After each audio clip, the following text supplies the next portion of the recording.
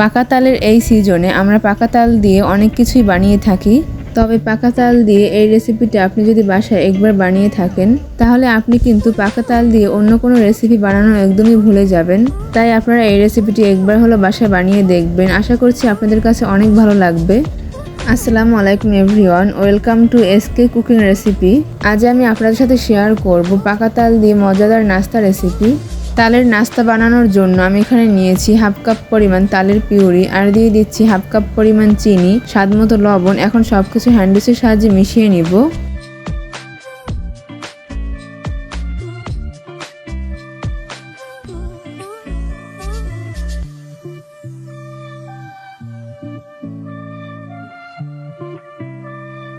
চিনিটা তালের পিউরির সাথে খুব ভালোভাবে মিশিয়ে নিতে হবে। চিনিটা তালের পিউরির সাথে খুব ভালোভাবে মিশিয়ে নেওয়া হয়ে গেলে এর ভিতর দিয়ে দিব 1 কাপ পরিমাণ আতপ চালের গুঁড়া, আর দিয়ে দিয়েছি হাফ চামচ পরিমাণ বেকিং পাউডার, 2 চামচ পরিমাণ ইস্ট, 2 চামচ পরিমাণ তেল। এখন সবকিছু হ্যান্ড উইচের সাহায্যে মিশিয়ে নিতে হবে। এই নাস্তার ভিতরে আমি যে তেল ব্যবহার করেছি, এই তেলটা দেওয়ার কারণে এই নাস্তাগুলো অনেক বেশি সফট হবে।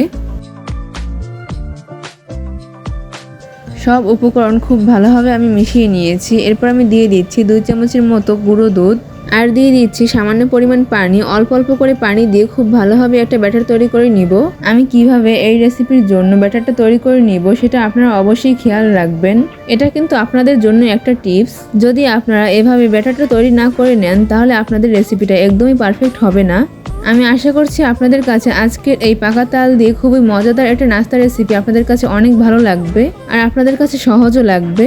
আর এই নাস্তাটা কিন্তু একেবারেই নরম তুলতুলে হয়, মুখে দেওয়ার সাথে সাথেই মিলিয়ে যাবে। সবকিছু খুব ভালোভাবে মিশিয়ে নেওয়া হয়ে গেলে এবার আমি ঢেকে রেখে দিব প্রায় 10 মিনিটের জন্য। আমি প্রায় 10 মিনিট পর ফিরে আসলাম। মাশাআল্লাহ, দেখতেই পাচ্ছেন উপরটা কতটা বাবলস ক্রিয়েট হয়েছে। এখন আমি আবারও সবকিছু হ্যান্ড উইচের সাহায্যে মিশিয়ে নিব।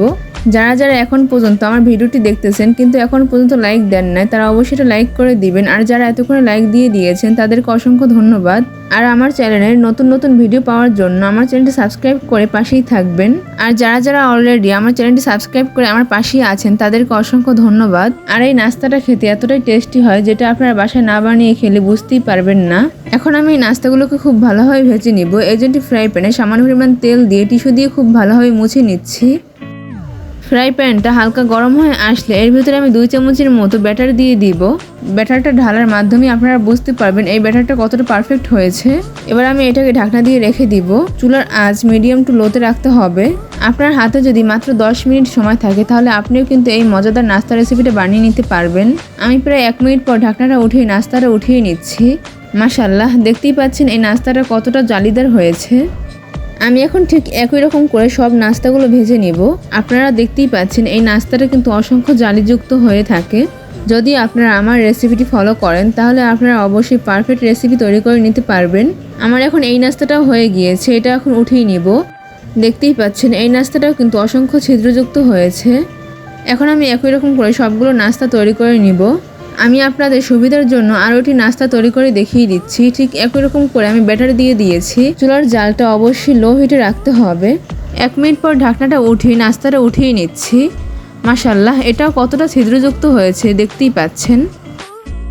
আমি ঠিক একই রকম করে সবগুলো নাস্তা ভেজে নিয়েছি। দেখতেই পাচ্ছেন কতটা লোভনীয় হয়েছে এই নাস্তাগুলো দেখতে। এখন এই পাকা তালের সিজন, এই পাকা তালের সিজনে পাকা তাল দিয়ে আপনারা অবশ্যই এই নাস্তাটা বাসায় তৈরি করে নেবেন। আপনারা কে কে এভাবে পাকা তাল দিয়ে এরকম করে নাস্তা বানিয়ে খেয়েছেন অবশ্যই কমেন্ট করে জানাবেন। আর যারা কখনোই এই রেসিপিটি ট্রাই করেন নাই আজই কিন্তু ট্রাই করে দেখবেন। আমি আশা করছি আপনাদের কাছেও অনেক বেশি ভালো লাগবে। এতক্ষণ আমার রেসিপিটির সঙ্গে থাকার জন্য আপনাদেরকে অসংখ্য ধন্যবাদ। আর যারা যারা আমার ভিডিওটিতে এতক্ষণে লাইক দিয়ে দিয়েছেন তাদেরকে অসংখ্য ধন্যবাদ। আর যারা যারা এখন পর্যন্ত আমার ভিডিওটিতে লাইক দেন নাই তারা অবশ্যই একটা লাইক করে দিবেন। আর যাদের কাছে আমার চ্যানেলটি অনেক ভালো লেগেছে তারা নতুন ভিডিও পাওয়ার জন্য অবশ্যই আমার চ্যানেলটি সাবস্ক্রাইব করে পাশেই থাকবেন। আপনারা তো দেখতেই পাচ্ছেন এই পাকা তালের নাস্তাগুলো কতটা দেখতে লোভনীয় হয়েছে, আর এই নাস্তাগুলোর কতটা সুন্দর কালার চলে এসেছে সেটা আপনারা দেখেই বুঝতে পেরেছেন। আপনারা অবশ্যই একবার হলো এই পাকা তালের সিজনে পাকা তাল দিয়ে এই নাস্তাটা বানিয়ে খাবেন। আপনার পরিবারের সবাই অনেক মজা করে এই নাস্তাগুলো খাবে। আপনারা চাইলে এই নাস্তাগুলো সকালে বাচ্চাদের টিফিনেও দিতে পারবেন। বাচ্চারা টিফিনের সময় এই নাস্তাগুলো অনেক মজা করে খাবে। যে বাচ্চারা তাল খেতে চায় না তারা অনেক মজা করে এই নাস্তাগুলো খেয়ে নেবে। সেই বাচ্চারা কোনো মতে বুঝতে পারবে না এই নাস্তাটা তালের তৈরি। আপনার বাসায় একবার হলো এই পাকা তাল দিয়ে নাস্তা রেসিপিটা বানিয়ে দেখবেন আর বাচ্চাদের টিফিনে দেবেন। বাচ্চারা টিফিনের সময় অনেক মজা করে খাবে এই নাস্তাগুলো, আর আপনার বাচ্চারা প্রতিদিন আবদার করবে এই নাস্তাগুলো টিফিনে নেওয়ার জন্য। তাহলে আজকের এত সহজ রেসিপি আপনাদের কাছে কেমন লাগলো অবশ্যই আমাকে কমেন্ট করে জানাতে ভুলবেন না। তাহলে আজকে এই পর্যন্তই। সবাই ভালো থাকবেন, সুস্থ থাকবেন। আল্লাহ হাফেজ।